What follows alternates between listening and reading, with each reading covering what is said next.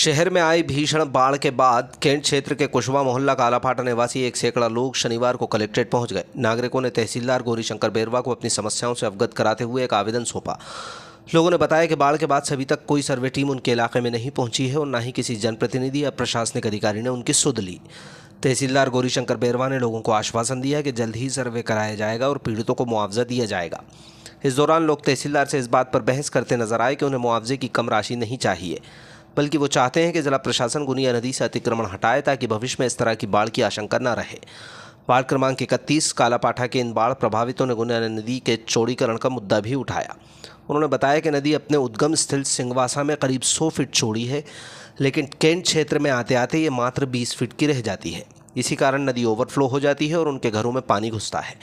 नागरिकों ने आरोप लगाया कि इस बार बाढ़ से भारी नुकसान होने के बावजूद ना तो जिला अस्पताल की स्वास्थ्य टीम पहुंची है और ना ही प्रशासन से कोई संबंधित व्यक्ति। मंगलवार को जब जनसैलाब आया था तब लोगों ने खुद ही अपनी जान बचाई, प्रशासन की ओर से मदद नहीं मिली। बाढ़ में लोगों के घरों के बर्तन कपड़े बह गए या ख़राब हो गए हैं, घरों में कीचड़ भरा है।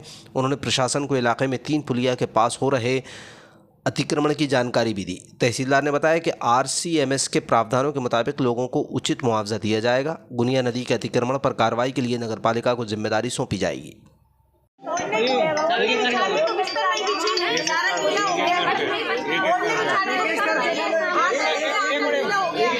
क्या हुआ माता जी? कुछ नहीं बचा, घर में सारे बिस्तर गीले पड़े हैं, घर में कीच भरी हुई है। इतना पानी था, हमारे दुकान का नुकसान हो गया 1.5 लाख का। तो प्रशासन अधिकारी पहुंचे अभी तक? हमको कोई भी नहीं पहुंचा। कौन सा वार्ड है आप लोगों का? कौन सा वार्ड है? वार्ड कौन सा? कहाँ रहते हो?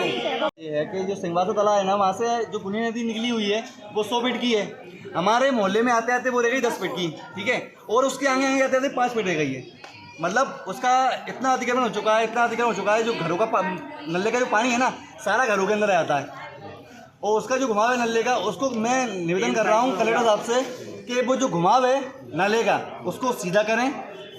और ये पुलिया है 3 जो अतिक्रमण हुआ है, जो 3 पुलिया हैं, वो 3 पुलियों को तोड़ के या तो चौड़ी करें, कुछ ऐसा समस्या निकालें कि हमारे घरों में पानी ना करे।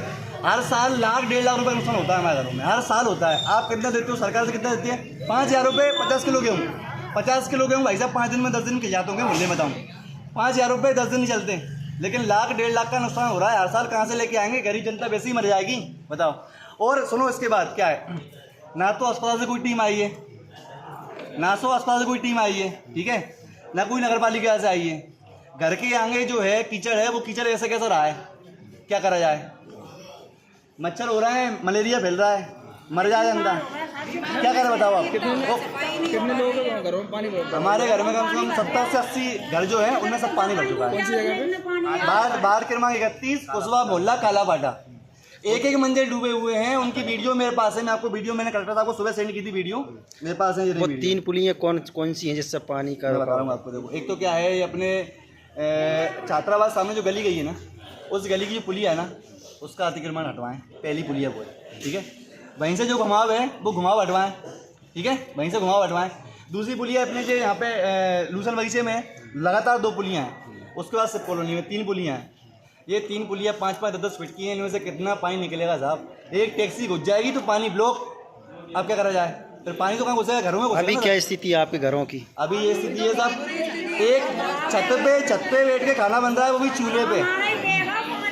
छत पे बैठ के खाना बन रहा है, वो भी चूल्हे पे। इनकी सुनो महिलाओं की, ये स्थिति है घरों की।